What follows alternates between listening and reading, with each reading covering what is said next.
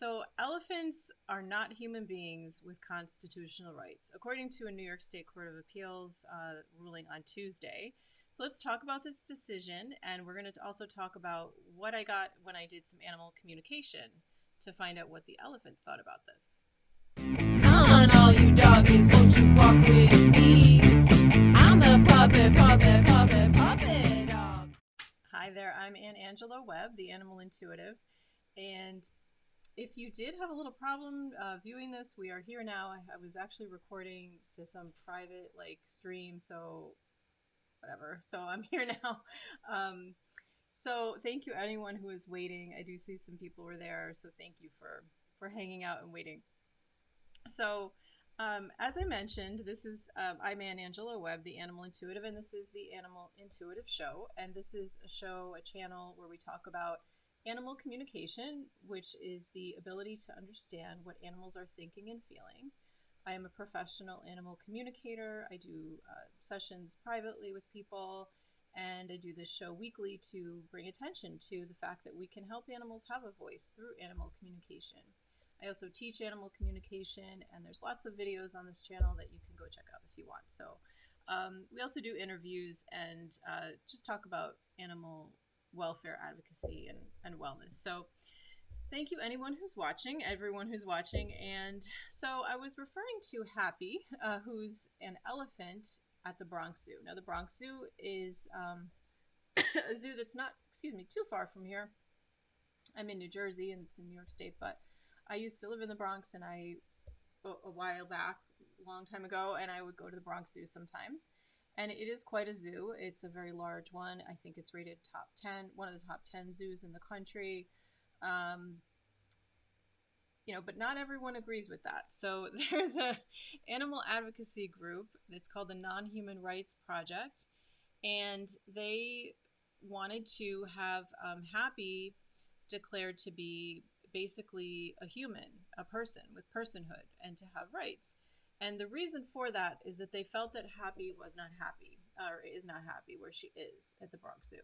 So to kind of sum it up, Happy's in a 1 acre enclosure. That's the last information I saw. It was 1 acre. She has one other elephant on the other side of some kind of gate or something that they can't physically get totally near each other, but they can, I think, touch snouts or what is that called? I can't think of the word. The thing. Anyway, they can do that, and they can hear each other, and they can see each other. And that's Patty, who's another elephant at the Bronx Zoo. I'm not sure why they're not advocating so much for Patty. I don't know why. It's about Happy, but anyway, Happy had some friends. It's been a rough road for Happy. Happy has been there since, I think, 77. She's a 50-year-old elephant. She was brought from Asia. There's a lot of issues there. If you're, not aware, I was kind of catching up myself with that. It's many, many problems for elephants there. There's probably no real chance of survival if she was to go back. They wouldn't do that. But the advocacy group would like Happy to be transferred to not a zoo, but like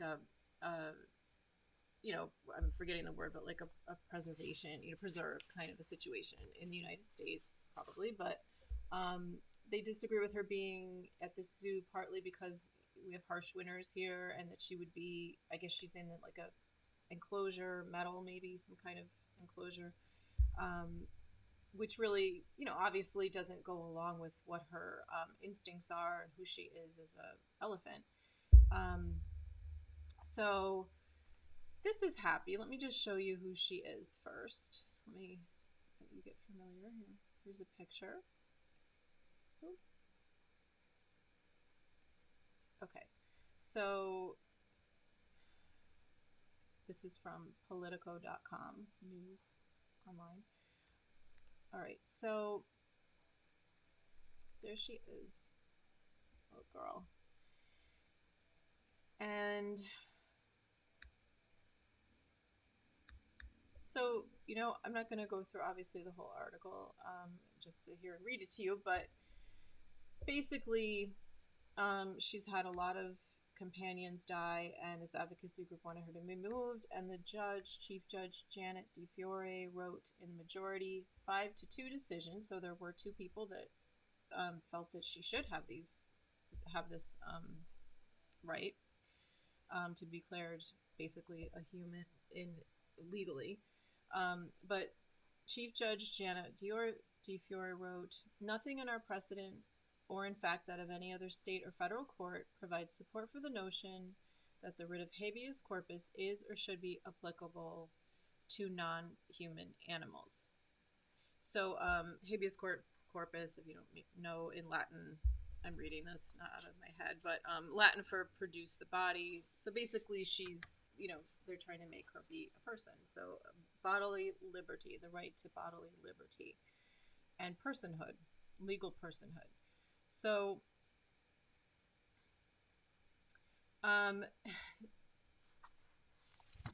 this is, something that this group has tried before. They tried it with chimps, apparently, and it didn't happen with them either a few years back. She does make a point. The judge says she argued the decision in favor. The chief judge also argued that a decision in favor of Happy would have an enormous destabilizing impact on modern society. Indeed, followed to its logical conclusion. Sorry about this big ad here. Don't click the ad. Followed to its logical conclusion, such a determination will call into question the very premise underlying pet ownership, the use of service animals, and the enlistment of animals in other forms of work. So it really does open a big can of worms to have given her this title of a person or human. So with constitutional rights. So it's very interesting. It's an interesting way that they wanted to go about getting her moved. I did have a little bit of a few quotes here from the Non-Human Rights Project.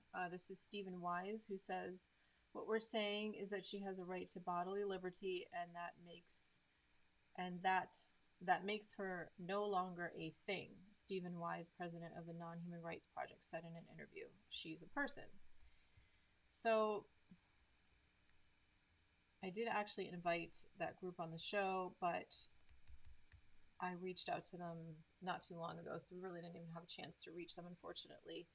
This just came down, I think Tuesday it was, so yeah, it's been kind of a quick thing. I changed my topic for the show because I thought this was important, wanted to talk about it. And I would love to hear your thoughts if you're watching. I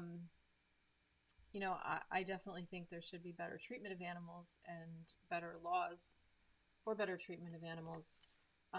But there was even there's a well-known professor at Rutgers University here in New Jersey who was quoted somewhere here that I cannot find. I had it and I don't see it now. But he was saying, this may not, he's a vegan, he was saying that he's, big animal rights advocate. He teaches this stuff at Rutgers. But he says, he's not really sure that this is the way to go about it. So one of the things they were relying on to say that Happy had this personhood was that she has self-awareness because she did some test many years ago. I think it was in 2008. That somebody developed, Gordon G. Gallup codified what he became known as the mirror test. So he started this with monkeys and then went on to other animals, including Happy was part of this test. And Happy was able to touch with, I guess, her trunk, not snout.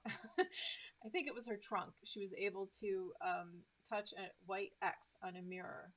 And somehow the way the test is set up, that showed that she recognized that was her in the mirror. So from that, they were concluding that she had self-awareness, and that would be linked to complex concepts like empathy. And obviously this is from the Washington Post, you can see. And if an animal couldn't pass the test, then it supposedly meant they're not self-aware. So this Professor Plotnick, who worked on Happy's mirror test, took a more diplomatic approach and said more than likely Self-awareness exists on a continuum with varying levels of animal understanding. What's more, for some species, the mirror test is simply a bad exam, particularly for those that rely less on visual senses, unlike humans or magpies. They did do another test that actually led to the conclusion that they did have a level of self-awareness. These scientists went to Thailand and they posed this problem to the elephants, or pachyderms as they're known, where there was a mat, and I'm going to play it for you. The elephant would start out on the mat, standing on it, and then they would have a rope. And when they started to pull, I hope you can see that. So they start to pull the mat, but then they step off the mat because, here, I'll back it up. You can see that, I'm sorry, I keep going not far enough. There you go. Okay, so elephant gets on the mat, picks up the rope, tries to pull it, can't pull it.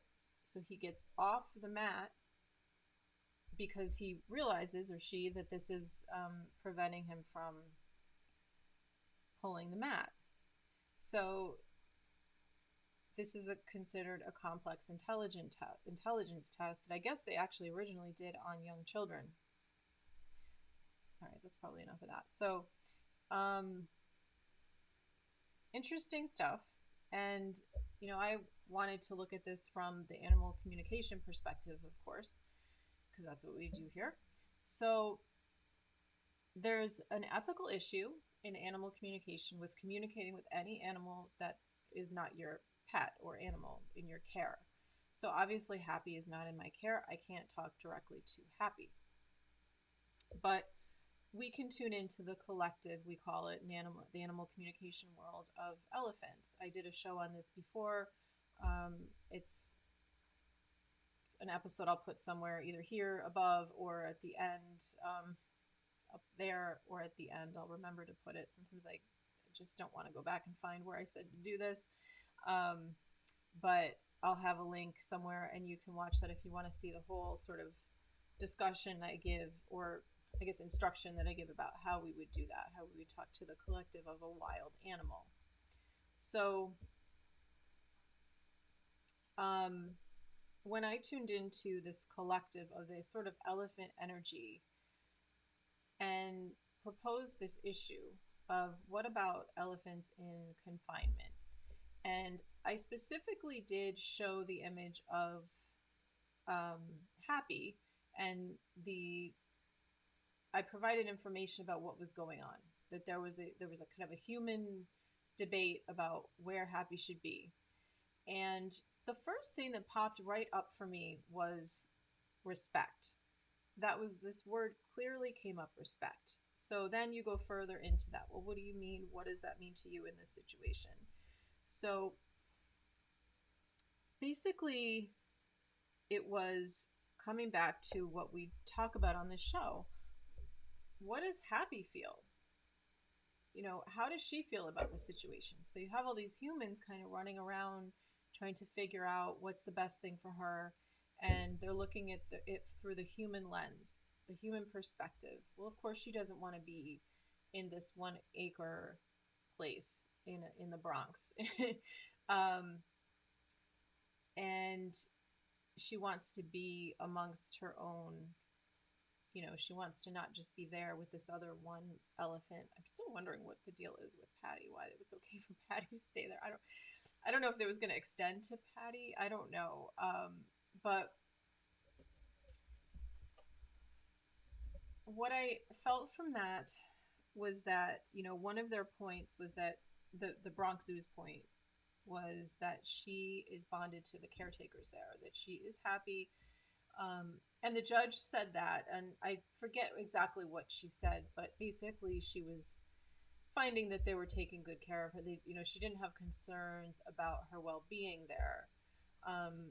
So, my feeling about that was, okay, well, so she is maybe connected to, and I couldn't kind of help but pick up some energy from her particular situation. just by looking at the picture and being so like involved in this and doing this communication with the collective, I did pick up a little bit from her. Um, I'm gonna say through them. So, I'm not violating any. I really wasn't violating any ethics. It was just sort of an energy through doing this. But the feeling that I got was like acceptance and kind of not exactly loving the situation, but the energy around it was like very kind of basic. Like, I'm taken care of. I do have relationships with people. I do believe that. But then the problem for me is, well, what happens when these people leave? Are they going to be there until, I don't actually know how long an elephant lives, but are these people that she's formed relationships with and that are her caretakers, are they going to be there for her whole life? Are they going to leave? And then, she's not going to have those important relationships in her life anymore. So that was part of it. And it was really, I think, the bottom line of it was that we need to really be starting to as much as we can, because this has really gone on a long, here we are in 2022. We're still explaining to people what animal communication is and trying to get the word out there what it is. And I definitely know that there's people who come to this channel who haven't heard of it ever before. And I'm so grateful that you're here. I know the animals are so happy that you're here. Happy. But we need to get the word out more. And that's what the animals' perspective is. Like, we want to be heard fully. We don't just want people making decisions based on what the human perspective is. So they want to have their opinions and their perspectives heard. And I really doubt that in this situation that anybody asked Happy, who was, I'm sure maybe they did, but it didn't matter in court anyway, what Happy's opinion was. And I doubt they had an animal communicator do that. You know, so, and would that be taken into consideration anyway? I have my doubts. Because unfortunately, this field is not an exact science, although neither is psychology, and that's taken into account in court, in a court of law. But I'm also a licensed clinical social worker, so that comes up on this show sometimes. But so the animals really want to educate people that animals should have a voice, and we really need to really be trying to understand their thoughts and feelings about things and take that into consideration.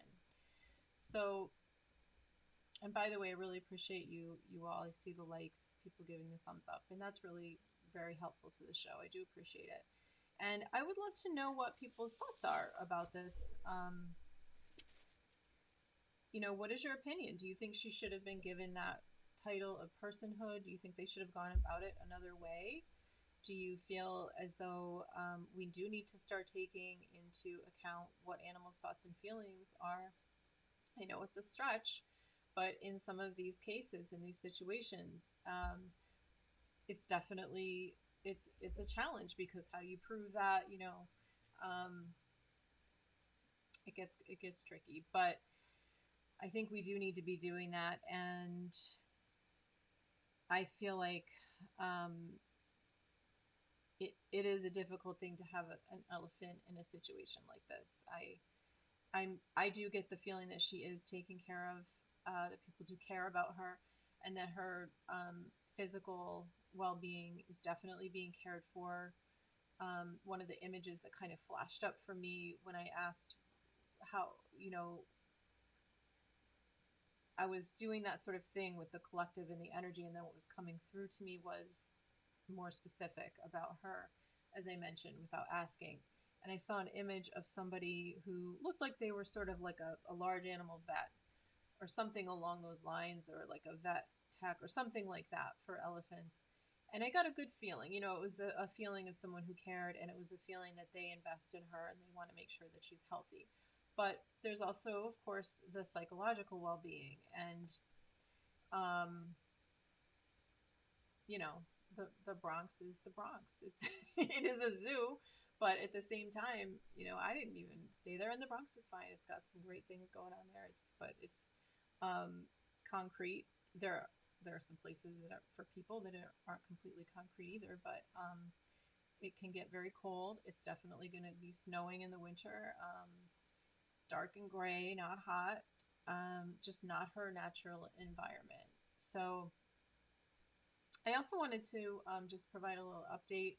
That's kind of it on that note. But my cat Tierna, that's interesting. Tierna is my cat who passed a few years ago.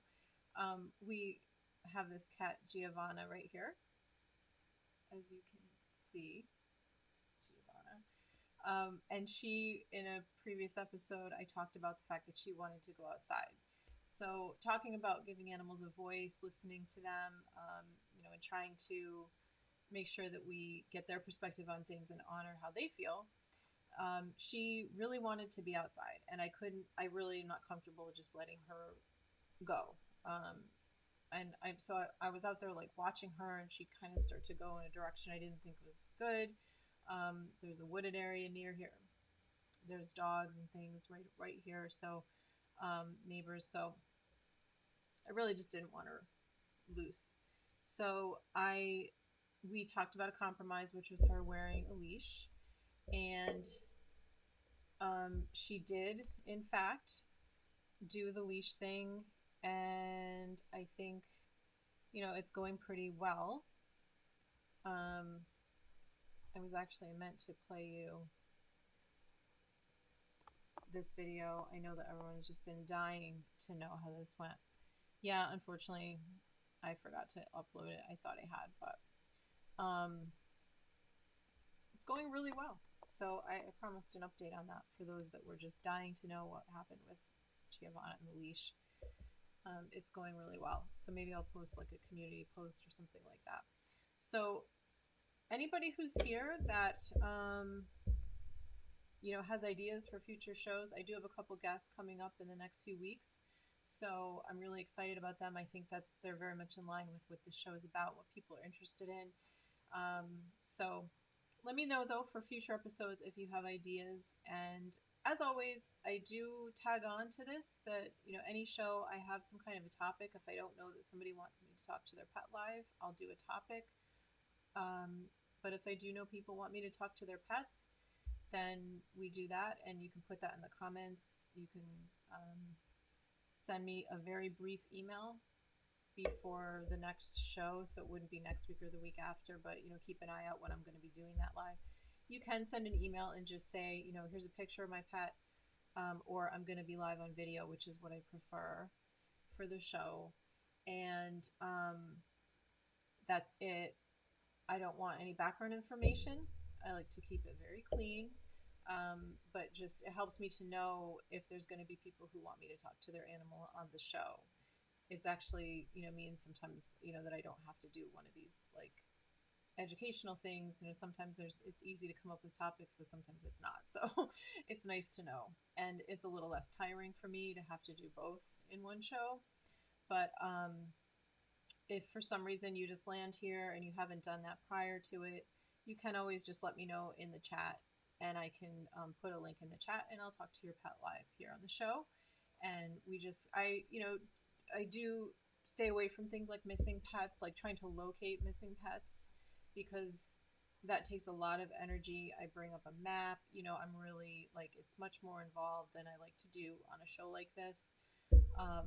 And then I also kind of try to stay away from the heavier duty medical intuitive work on a show like this, partly because of you. I want to make sure that you're, you know, these things can be difficult, and I want to make sure that you're kind of protected. You're not on a live show when I'm doing medical intuitive scanning and things like that. So that's it, you know, but otherwise you can ask anything about your pet on the show, you know, just what they're feeling, what they're thinking. You just want to kind of know why they're doing X, Y, and Z, or what's going on with the new pet, or should I get a new pet? What do they think about that? There's many different reasons to do animal communication, to talk to your animal. you're going away, you want to let them know, things like that. So as mentioned, I also have a link in the description, and there is a link to my website for the first page of my website, which has a free downloadable guided meditation for animal communication. That's on, you just go to the link and scroll down and you'll see it with the bottom of the page. So I just want to thank everybody for being here, and that's pretty much it. Thank you so much and have a wonderful evening.